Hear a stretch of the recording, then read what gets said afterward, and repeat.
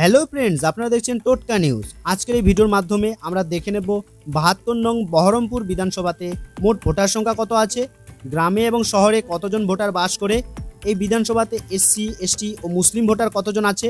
তাছাড়াও আমরা দেখে নেব এই বিধানসভাতে 2021 বিধানসভা ও 2024 লোকসভা ভোটে কেমন ফলাফল হয়েছিল। তাহলে আসুন এক এক করে সব দেখে নিন।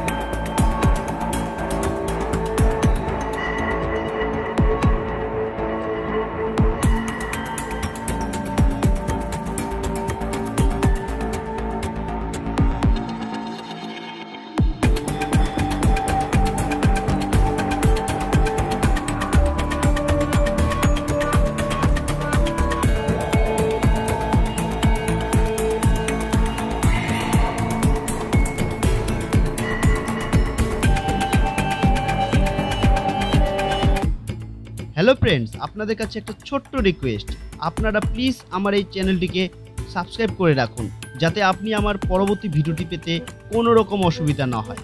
আর হ্যাঁ, আপনারা অবশ্যই জানান আপনি কোন বিধানসভার অন্তর্গত এবং কোন দলকে সাপোর্ট করেন, জানান আমার কমেন্ট বক্সে।